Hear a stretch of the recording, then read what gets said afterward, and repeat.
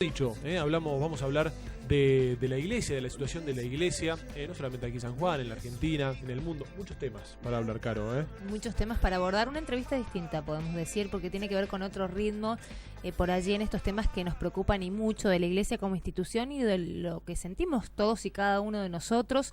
Es importante trasladar estas inquietudes a nuestro entrevistado de la jornada de hoy. Monseñor Jorge Lozano, gracias por estar aquí con nosotros y buen día, ¿cómo le va? Buenos días. Muy bien, gracias por la invitación. La verdad que hace tiempo que teníamos ganas de charlar con usted, de poder tenerlo aquí. Y antes de irnos a la pausa, hablábamos con Caro y yo le decía, bueno, ¿qué cambió de la iglesia desde que fue nombrado el Papa Francisco?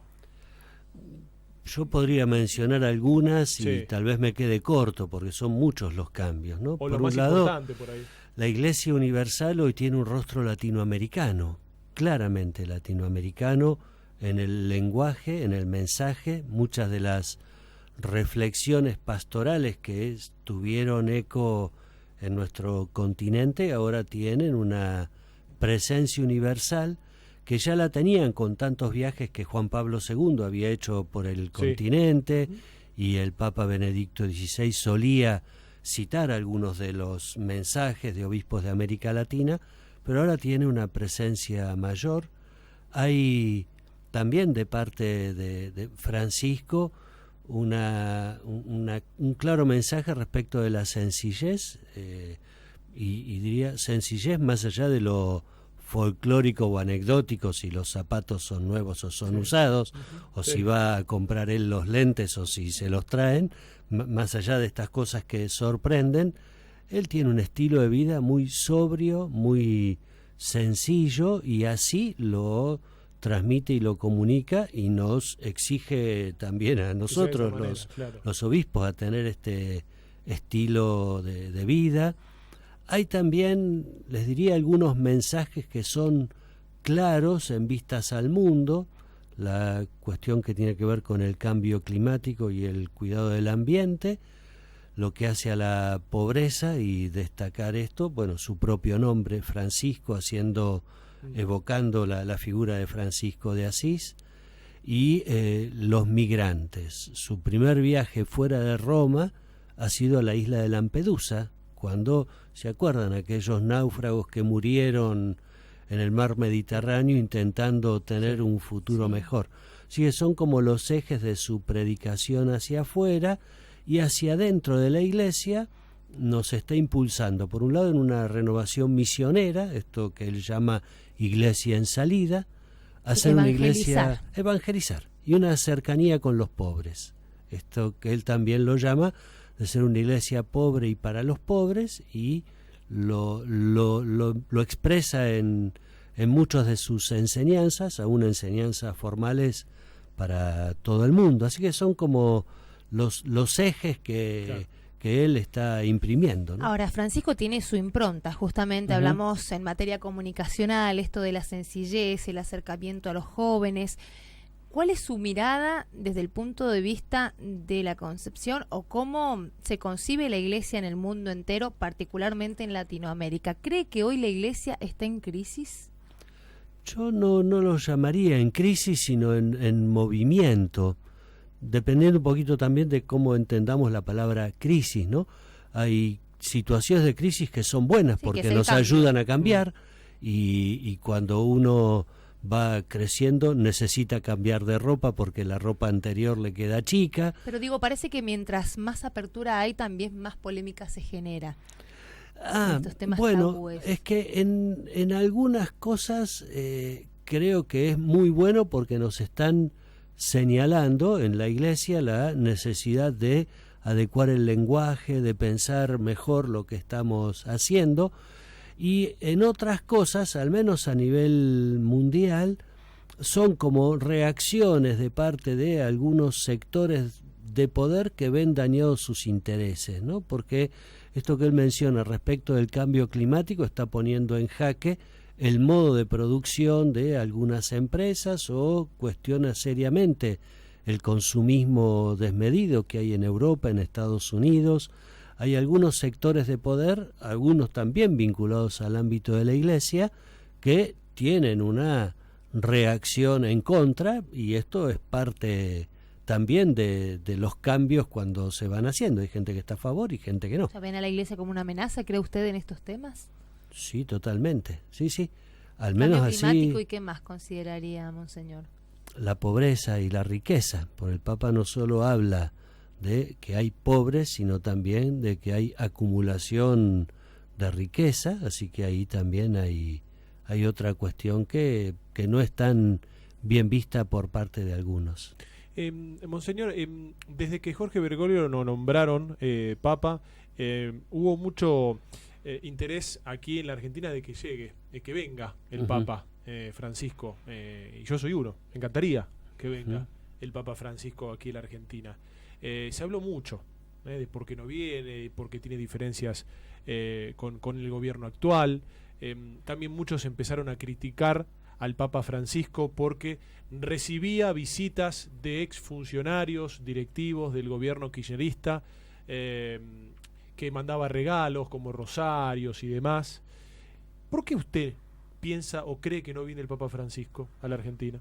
Él tiene su agenda, que es una agenda global. Yo espero que en algún momento pueda venir a la Argentina. Yo también tengo muchas ganas de que él pueda estar entre nosotros, ¿no? Se dijo que iba a venir, pero bueno, finalmente sí, se suspendió esta visita. Sí, él había pensado venir, yo no me acuerdo ahora bien en qué año, pero cuando vino a Chile, que vino finalmente en enero, él tenía previsto inicialmente esa visita hacerla en noviembre y ahí coordinar entonces para hacer algo del Cono Sur. Finalmente, cuando por elecciones en Chile tuvo que postergar la visita, ya ahí la ligó más al Perú. Entonces, pero por lo que él me dijo cuando estuve hace un año más o menos con él, un poquito menos, y yo decía, bueno, qué pena que no pudiste venir estando tan cerquita. Me dice, bueno, yo completé ahora la costa del Pacífico, espero completar la costa del Atlántico, ir a Argentina, Uruguay, Brasil. Pero yo digo, el hecho de que no venga a la Argentina, ¿a usted no le parece que agranda más la grieta en la Argentina? No, yo creo que eso es más bien el uso que se hace de su figura por parte de algunos, que una cuestión que él decididamente no quiera venir. Y respecto de a quienes recibe, hay también un uso mediático, no digo de la prensa en general, pero sí de algunos sectores políticos. Por ejemplo, él ha recibido también varias veces a María Eugenia Vidal, a Carolina Stanley, al ministro de Trabajo, digo, bueno, además del presidente, otros funcionarios muy cercanos al presidente de la Nación. Y esas visitas no han tenido mucha trascendencia ni mucha divulgación. Sin embargo, va algún ex ministro del gobierno kirchnerista y aparece en todos lados, ¿no? Entonces, ¿cuál es la lectura que hace? Porque sobre todo en las visitas, cuando se reunía con Cristina Fernández de Kirchner, se generaban estas situaciones. ¿Cuál es la lectura que se hace? ¿Tenemos un papa político? No. Más allá del uso de su figura, también hay una cuestión de su pasado quizás en torno a toda esta situación. No, yo no lo veo de ese modo. Él, estando en Buenos Aires, incluso yo estuve muy cerca de él cuando era arzobispo, algunos sectores kirchneristas o aún del peronismo le tenían bastante encono y no lo trataban nada bien y lo criticaban, ¿no? Recordemos. Sí, entonces no es que él siempre fue un hombre cercano al peronismo o al kirchnerismo. Así que en eso tenemos, y no son cuestiones ocultas, ¿no?, muchas pruebas de situaciones en que lo han maltratado públicamente en inclusive modo verbal, ¿no? Se hacía el Te Deum en Capital Federal y estaba Jorge Bergoglio.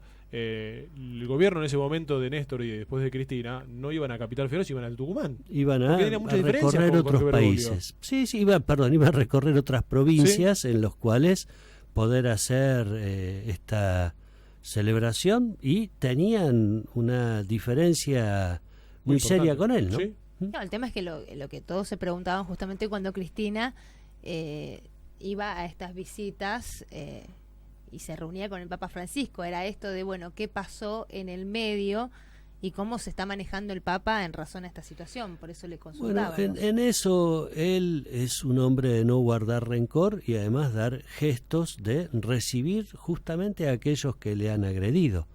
Hace poquito se cumplió un nuevo aniversario de la visita del Papa Juan Pablo II a Ali Akka, que había atentado contra su vida en la plaza de San Pedro.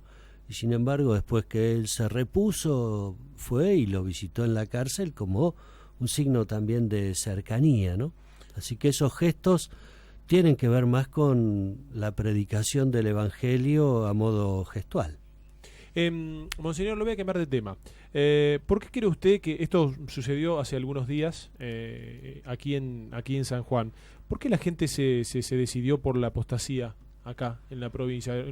Si no tengo mal entendido, creo que eran 32 personas aproximadamente. ¿Qué le hace pensar esto? Yo conversé con algunos, no con muchos, porque en esto hemos tratado de, y así le dije a quienes recibían, digo, no cuestionen, no pregunten, reciban con cordialidad. Nosotros no queríamos encuestar a la gente y preguntarle, bueno, ¿y por qué? Sino para que pudiera sentirse violentada, ¿no? Algunos lo que me han dicho es que lo hacían porque habían tenido una experiencia negativa en alguna parroquia, o los habían tratado mal, o les habían negado, en un caso le habían negado el bautismo de su niño o de su niña, en otros casos porque no le habían inscrito a su hijo en una escuela católica, otros por un proceso de fe, o más bien de pérdida de la fe o alejamiento de la fe, como diciendo, bueno, mira, yo nunca, ni siquiera hice la primera comunión, después nunca mi familia tuvo un contacto. Otros motivados también porque hubo una campaña muy insistente tanto en las redes sociales, en algunas notas periodísticas que se hicieron, entonces se les despertó este anhelo de poder realizar algo que en conciencia entendían que era bueno y testimonial poder hacerlo.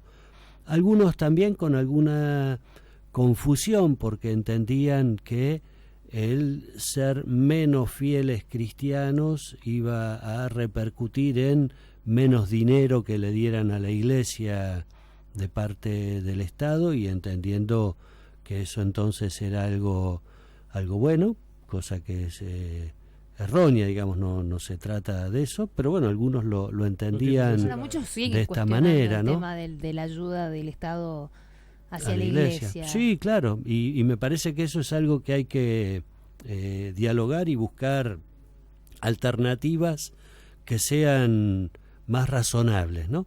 Pero digo, cierro lo de la apostasía. Sí. Yo pensé que iban a ser más, porque se hablaba de varios cientos o algo más de 1000, que hubieran sido 2, me hubiera preocupado también, o 1, pero no fue la expectativa de lo que había, y en proporción, y entiéndanme ustedes y los que nos siguen, ¿no? Lo que digo, me preocupan más la cantidad de niños en barrios pobres a los que no estamos llegando con la catequesis, que de hecho los estamos dejando de lado de la participación en la vida de la Iglesia, que aquellos que ya siendo jóvenes o adultos deciden por su propia cuenta abandonar o dejar su práctica de la fe, ¿no? Es que siempre, perdón, monseñor, porque siempre un poco en alusión a lo que usted está diciendo, es esta cuestión de que la Iglesia no ofrece la contención que por allí otras religiones sí. ¿Sí? Usted bien decía al comienzo, tiene que ver con evangelizar, pero no solo eso, no solo llevar la palabra, sino la acción, que es lo más importante, y quizás son las falencias que se cuestionan por parte de la Iglesia Católica. Sin duda. En una asamblea de obispos muy importante que hubo en el 2007, en el cual Bergoglio fue el presidente de la comisión de redacción del documento final, allí se consigna que quienes abandonan la Iglesia Católica para ir a algunas otras prácticas religiosas no siempre lo hacen por una cuestión dogmática, sino por una cuestión que tiene que ver con las actitudes, ¿no? De sentirse mejor acogidos, mejor recibidos, mejor acompañados en otras comunidades de fe fuera de la Iglesia Católica. Así que eso para nosotros es no digo un signo de interrogación, sino un desafío para ver cómo mejoramos nuestra tarea pastoral, no solo en el anuncio, sino también en las actitudes de cercanía. ¿Y ya se está trabajando en esto? Sí. Bueno, en el país se está trabajando, como en los otros países de América Latina, desde el 2007 que salió este documento, y acá en San Juan lo estamos trabajando en las comunidades cristianas, haciendo asambleas en cada parroquia para percibir cuáles son los desafíos que tenemos, en vistas a un camino de revisión de nuestra tarea pastoral que Dios mediante nos llevará a abril a tener una asamblea diocesana en la que podamos revisarnos y ver qué objetivos nos proponemos. Monseñor, se conocieron y, hay muchos casos de abusos por parte de sacerdotes, y muchos hablan de que si tiene que seguir o no el celibato por parte de los sacerdotes. ¿Usted está de acuerdo con esto? No, en parte porque los datos no muestran eso. Por ejemplo, acá en la provincia de San Juan se reciben en torno a las 40 denuncias por mes de abuso sexual infantil. 40 denuncias por mes de abuso sexual infantil. Esto es algo público, digamos, sí, que se han hecho varias notas periodísticas. Denuncias de un sacerdote, hay una que se está todavía tramitando en sede judicial, que no está comprobado que haya sido así. La mayoría de los abusos suceden en el ámbito familiar. Claro, el tema es la figura del sacerdote y lo que implica, más allá de que sea solo un caso, porque a nivel mundial no estamos hablando de un solo caso. No, por eso. Señor, hay una problemática y algo que se ha visibilizado, por así decirlo, en este último tiempo, es un flagelo y que creo que obliga a la Iglesia a poner atención en eso, más allá de que sea 1 o 1000 casos. Creo que que se cuestiona es la figura, justamente. Claro. Porque puede haber 40 denuncias de situaciones intrafamiliares, pero el tema es que ese sacerdote, ese caso, es lo que genera la reacción por lo que implica para la Iglesia. La pregunta no era qué implica para la Iglesia, sino qué implica para el celibato. Pero yo digo, si es por el celibato, no, los abusos sexuales no tienen que ver con el celibato. Usted está de acuerdo con el celibato. Sí, claro, además es optativo. Bien. El celibato es optativo. Yo opté por una vida célibe y de entregar mi vida a Jesús y a la Iglesia. Si no hubiera querido eso, hubiera tenido otros caminos para seguir, casarme, formar familia, eventualmente ser diácono y poder ejercer el ministerio en alguna parroquia. Lo que vamos estudiando en la Iglesia, porque es un tema que nos preocupa sin duda, es a modo preventivo ver cuáles son los perfiles psicológicos que tienen que ver con las conductas de abuso y a partir de ahí hacer también los psicodiagnósticos que corresponden en la etapa del seminario, ver cómo acompañar desde el vamos, ¿no? Y sin duda que es muy duro esta situación de las denuncias y de las situaciones de abuso, porque nosotros estamos llamados a servir y a cuidar justamente de los más pequeños y de los más frágiles, ¿no? Así que no quiero minimizar en absoluto la situación, sino más bien desligarla del ámbito del celibato y ver que así como se puede dar en el ámbito intrafamiliar y no por eso decimos que tenemos que dejar de tener padrastros o familias ensambladas porque se dan las situaciones de abuso, bueno, lo mismo respecto del celibato. Tendremos que buscar las causas más en el modo de entender la propia vida, el modo de establecer los vínculos, para que los vínculos sean vínculos sanos para la propia persona y para los demás también, y que no nos muevan a lastimar a nadie en el vínculo con los demás, ¿no? Claro, y estas convicciones de las que usted habla fundamentalmente a la hora de elegir, porque es una elección, y esta orientación, porque en realidad lo llamativo y lo cuestionable, porque hablamos fundamentalmente de casos de pedofilia, que es lo que ha tenido tanta repercusión en este último tiempo y que obliga, como decíamos, a un análisis por parte de todos, ¿no? Sí, sí. Bueno, es un tema y que en esto, el Papa Sí. Francisco ha sido muy claro, y fíjense lo que está sucediendo muy cerquita de nosotros en la iglesia chilena. Sí. ¿No? Monseñor, tenemos que ir a hacer una pequeña pausa, pero vamos a continuar hablando con este tema, porque usted decía que estos casos se dan la gran mayoría en la familia, en la casa. Esto podemos ligarlo entonces con el tema de educación sexual.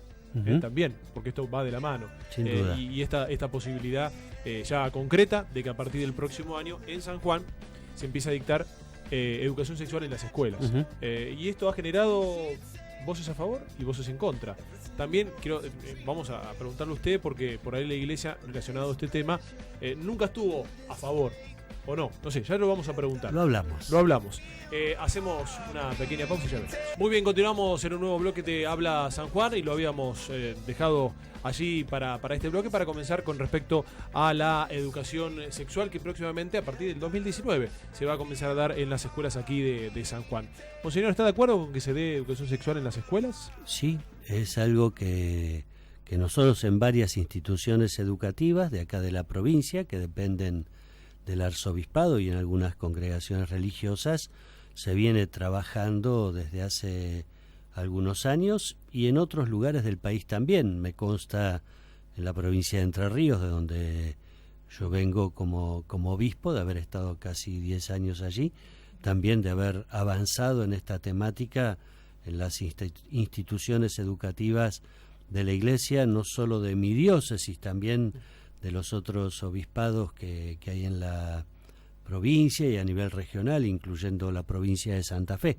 Así que en esto hemos avanzado en otros lugares del país. Acá, yo en este año y un poquito más que estoy a cargo, visitando los colegios católicos, veo que en algunos hay programas desde el nivel inicial hasta el último ciclo educativo, en otros hay más en primaria, en otros solo en secundaria, así que estamos trabajando en ver de qué manera atender a esta dimensión de la persona para que la educación sea verdaderamente integral. Ahora, siempre ha sido muy dispar la implementación de la ley que data del año 2006 y parece ser que con este debate del aborto, lo que pasó en el Congreso Nacional, de alguna manera se reavivó la polémica en torno a la necesidad de la educación sexual integral, y muchos sectores que antes se oponían dijeron, bueno, es necesaria esta educación sexual. Sin embargo, ahora en la práctica y en la cercanía ya del inicio de los contenidos, como bien decía Nicolás, en el 2019, parecen en algunos puntos o en algún contenido dar marcha atrás a esta posición. Nosotros, ¿me explico? Creo que sí. Nosotros estamos trabajando con un equipo que hemos conformado a nivel de la arquidiócesis, con especialistas en el ámbito de la psicopedagogía, de la psicología, algún médico, algún abogado, obviamente directivos de algunas escuelas, son unas 8 o 10 personas que están viendo qué tipo de material se puede aportar, de qué manera trabajarlo, partir desde los pasos que ya se han dado. En esto no partimos de cero, pero es importante ver desde qué punto estamos para poder seguir avanzando. Hay gente a la que le cuesta más, gente a la que se abre en forma más inmediata. En esto también nosotros intentamos insistir mucho en que el ámbito más adecuado de la educación sexual es la familia. Entonces no podemos trabajar de espaldas a la familia, sino que lo que hacemos habitualmente es citar a los papás a principio del año, mostrarle cuáles son los contenidos, las actividades, para que a su vez también tengamos un lenguaje en común y podamos ver de parte de las familias cuáles son aquellos temas que más nos reclaman a la escuela. Ahora, y en este lenguaje común ingresa, por ejemplo, el tema de la identidad de género, que es quizás lo que más preocupa. Todo depende de qué entendamos por identidad de género y cómo esto se plantee. Nosotros no estamos de acuerdo con que una ideología maneje el sistema educativo, sea esta ideología de género o una ideología política.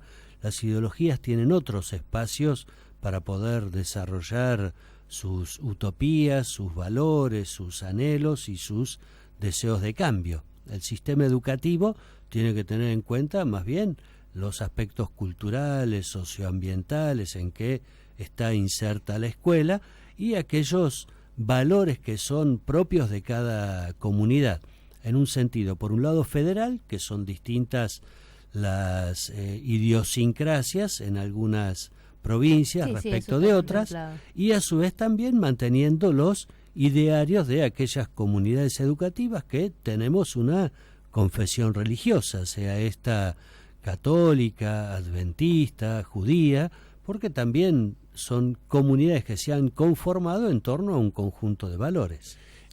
Monseñor, recién Caro hablaba con respecto, durante este 2018 se dio un debate muy importante, estamos hablando del tema aborto, y hace no mucho, hace un par de semanas, aquí en San Juan se realizó un aborto no punible, el primero, a través de una excepción que tiene el Código Penal, de una nena que tenía discapacidad, que sufrió un abuso sexual, y la madre tomó la decisión de pedir este aborto no punible. Hubo grupos de Provida, se habló en toda la Argentina de lo que sucedió aquí en San Juan.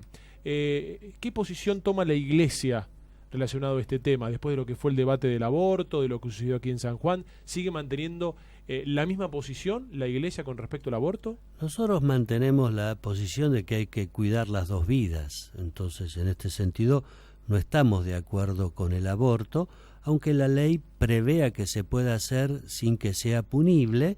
Nosotros anhelamos que haya posibilidades de que se converse, en este caso con la mamá, hubiéramos deseado poder hacerlo, para contarle que había otras alternativas.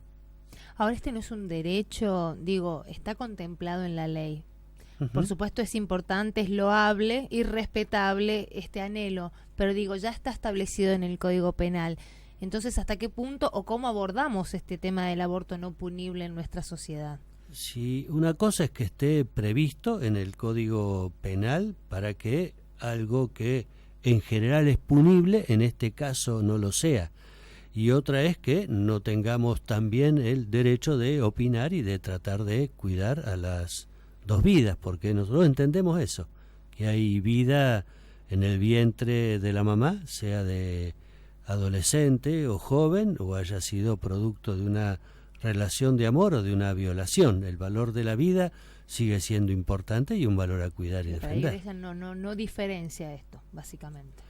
A ver, que hay diferencia entre un aspecto y otro, sí, claro, pero que esa diferencia no hace diferencia en cuanto a la vida en sí, a la concepción de la vida en sí. Bueno, justamente un poco a raíz de esto que hablaba, ¿qué opinión tiene con esto que se reclama además de la separación de Estado e Iglesia en este sentido? Yo lo veo de esta manera, no se puede separar lo que no está unido. De hecho, no hay unidad entre la Iglesia y el Estado como para que tenga que haber separación de la Iglesia y el Estado. Cada institución tiene su propia autonomía. El Estado elegimos entre todos los ciudadanos quienes son los dirigentes políticos o legisladores, no lo elige la Iglesia, y la Iglesia a su vez elige quienes son sus obispos y el obispo decide el nombramiento de los párrocos y en eso no inciden las autoridades civiles y políticas. Pero se jura por Dios y por la patria. Y también hay otros que juran por su Dios sin que sea el Evangelio y otros que juran solamente por la Constitución o que juran solamente por las leyes. En eso hay respeto a que cada legislador pueda realizar su juramento según sus propias convicciones. Igual históricamente la Iglesia ha tenido una posición muy fuerte. Claro, porque en nuestro país particularmente. Porque la Iglesia es preconstitucional y por eso es el reconocimiento que tiene en el Código Civil, reformado hace muy poquitos años, el lugar que ha tenido en las distintas constituciones de la nación argentina.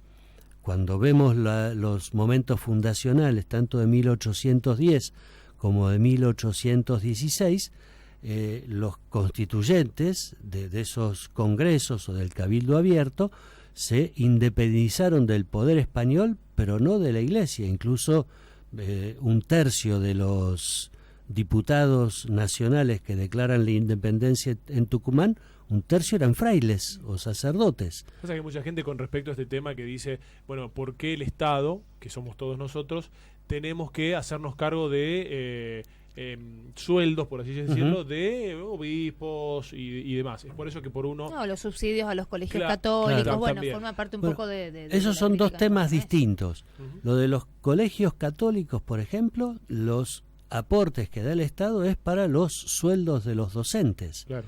Y eso como en cualquier otra institución educativa. Incluso la educación privada y la educación católica en concreto produce un ahorro al Estado de recursos.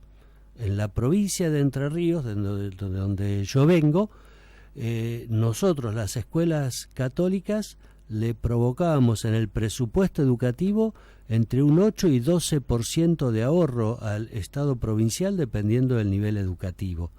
Y en la provincia de San Juan también, porque el costo para el Estado de una institución educativa es menor en la misma cantidad de alumnos y las mismas condiciones que una escuela de gestión estatal. Así que en eso no es que el Estado nos esté regalando nada, al contrario, nosotros estamos aportando al Estado un ahorro importante del sistema educativo. Y respecto de las asignaciones a los obispos, eso es muy bueno que lo podamos replantear. Es algo que nosotros tampoco estamos de acuerdo con el actual sistema. Yo soy obispo desde el año 2000 y me acuerdo al menos desde el 2002 de haber formado parte de algunas comisiones que queríamos replantear esto, que figura en el presupuesto nacional, porque veíamos que era algo que para el Estado era insignificante, es el 0,04% del presupuesto, casi testimonial podríamos decir, pero que genera una situación que no es buena. Nosotros incluso habíamos presentado proyectos de trabajo para que haya alguna distribución equitativa entre los diversos cultos, que pudieran ser tenidas en cuenta otras confesiones religiosas, así que en eso estamos abiertos a que haya algún tipo de modificación y amén de estas comisiones que les mencionaba, hay ahora en estos meses un equipo de trabajo desde la Conferencia Episcopal, la Secretaría de Culto de la Nación y Jefatura de Gabinete, que están estudiando alternativas viables para estos aportes. Justamente hablando un poco de esto también, usted mencionaba el gabinete, entendemos en el gobierno nacional. ¿Cuál es su posición frente a Macri, por ejemplo? Usted ha sido bastante crítico con el gobierno de Cristina Kirchner. ¿Usted se imaginaba el escenario actual en cuanto al gobierno de Macri? Yo respecto de los funcionarios públicos no puedo hacer una evaluación de gestión o una opinión. Una valoración quizás desde lo social. Desde lo social sí. Nosotros, señalamos con mucha crudeza durante la gestión tanto de Néstor Kirchner como de Cristina acerca de hechos de corrupción y el no enfrentar de una manera decidida el avance del narcotráfico en la Argentina. Y esto lo hemos dicho de la manera más clara posible durante todo ese tiempo. Respecto de la actual gestión, nosotros hemos valorado mucho algunos esfuerzos. Yo hasta noviembre pasado me tocó presidir la Comisión de Pastoral Social, así que tuve varias reuniones con funcionarios del gobierno nacional, con los cuales hemos tenido una muy buena relación en el planteo de problemáticas, no siempre con las respuestas que esperábamos, y de hecho... ¿Y en qué no? Por ejemplo, ¿en narcotráfico este gobierno ha podido avanzar contra el narcotráfico? ¿Creen ustedes y en qué no? En narcotráfico se avanzó un poco, al menos en la claridad de que es un delito y que drogar se hace mal, cosa que no lográbamos que se dijera con claridad en el gobierno anterior. A su vez, no está habiendo una lucha efectiva contra el narcotráfico. De vez en cuando hay algunas detenciones y algunos procedimientos, pero la estructura delictiva de las mafias vinculados al narcotráfico y a la trata de personas y al contrabando de armas sigue siendo muy fuerte en la Argentina. Y respecto de la pobreza, lamentablemente tenemos que decir que se han mantenido las situaciones de pobreza y se han afianzado lo que llamamos los núcleos duros de pobreza, de aquellas pobrezas que tienen que ver ya con 3 o 4 generaciones que van repitiendo historias de desgracia. Monseñor, ahí va, al tema de la pobreza. ¿Usted cree que cuando Macri dijo vamos a llevar a la pobreza a cero se equivocó? Habría que preguntarle a los que le asesoran a él en los mensajes en qué medida era un eslogan de campaña y no un objetivo realizable o alcanzable en el mediano plazo. Ya llevamos varios años, ¿no? Digo esto porque, a ver, es muy fuerte en un país como es la Argentina, con la pobreza que ya teníamos. A ver, no sabíamos cuánto teníamos porque durante muchos años no se estuvieron dando los números que realmente eran. Uh-huh. Y decir, llevar a la Argentina la pobreza cero es muy fuerte. Uh-huh. Sin duda, y es un eslogan, o por lo menos un objetivo, una meta muy importante. Sí. Lamentablemente no se han ido dando pasos significativos, ni siquiera hacia una reducción en un 30% de ese valor, ¿no? Bueno, entonces es un tema que es una deuda muy importante y que está pendiente. ¿Pero se va a poder saldar, cree usted, en algún momento en cuanto al rumbo que está tomando el gobierno? El saldarla depende de cómo se trabaje en una mayor equidad en la distribución de los bienes en la Argentina, porque no estamos en un país empobrecido a causa de un desastre climático o por una guerra.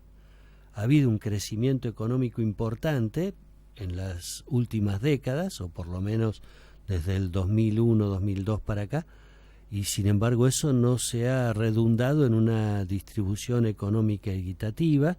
Y por mencionar estos últimos meses, el aumento tan importante que ha tenido el dólar y esto trasladado a los precios, no solo tenemos que ver los efectos de pobreza que esto deriva, sino la concentración de riqueza, porque acá hubo avivada, porque quien compró dólares a 20 pesos y los terminó vendiendo casi al doble de su valor, y en eso trayendo dinero de afuera para comprar, después vendiendo y llevándose dinero afuera, es una transacción que ha dejado en la lona a muchos pequeños y medianos productores, y sin embargo hubo grandes capitales que se enriquecieron muchísimo, han tenido posibilidad de ganar el 6, 7, 8% y hasta el 15% en menos de una semana, cosa que en cualquier lugar del mundo una empresa tarda más de un año en poder lograr esa riqueza, ¿no? Ahora, en esta crisis cambiaria, ¿quién es el gran responsable, cree usted? Más allá de lo que pasó en la década anterior, digo, en razón al gobierno anterior y este gobierno en cuanto a las políticas económicas que está implementando. Los responsables son quienes están llevando adelante el Poder Ejecutivo Nacional. Hoy. Y, claro, y si no, podrían explicar en qué hubo incidencia de otros países, de otras potencias o de alguna situación que derivó en esto, pero que el dólar hayan aumentado los alimentos, las tarifas y todo lo que fue siguiendo estos aumentos es responsabilidad de quien conduce los destinos del país. ¿Siente cierta decepción quizás? Yo no, porque yo no tenía ni expectativas favorables ni desfavorables. Yo acepto, como todos nosotros, el resultado de la elección democrática. Confiaba en que algunas cosas hubieran podido andar mejor de acuerdo a los compromisos de campaña. Monseñor, ya tenemos los últimos minutos. Usted está aquí en San Juan desde noviembre del 2016, digo bien. Sí. ¿Cómo ve la gestión de UNIAC con respecto a esto? El tema de pobreza, el tema de droga.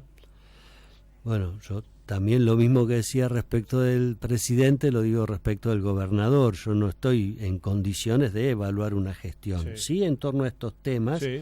Por ejemplo, yo veo que ha habido un progreso muy importante en los últimos años respecto de la vivienda. programas de vivienda que han dado soluciones muy importantes a situaciones de vivienda sumamente precarias que ha habido. Yo, recorriendo los barrios más pobres, veo todavía situaciones muy duras de pobreza y puedo imaginar que en esas condiciones estaban también otros muchos barrios que ahora están ubicados en viviendas más dignas. Claro. Respecto del narcotráfico, yo no lo sabría decir respecto del crimen organizado, sí respecto de las adicciones. Hay un compromiso del gobierno provincial y de los municipios de tener dispositivos de asistencia, de atención en cada departamento. En esto ha habido varios que se han ido instalando, en otros que todavía falta. Pero el problema de la droga en San Juan es de los problemas sociales que la gente más me refiere cuando voy visitando las parroquias, capillas en los distintos departamentos, sean más cerca del centro o más alejados. Los departamentos es lo mismo. Hoy no hay lugar, por pequeño que sea, que no esté con esta problemática. Bueno, es cierto. Bueno, Monseñor Jorge Lozano, le agradecemos mucho este tiempo que nos ha dado para hacer una opinión de varios temas, así que le agradecemos mucho haber estado aquí con nosotros. Bueno, un gusto en haber compartido este rato con ustedes, con los que nos siguen desde casa, y bueno, nos seguiremos viendo. Muchas gracias.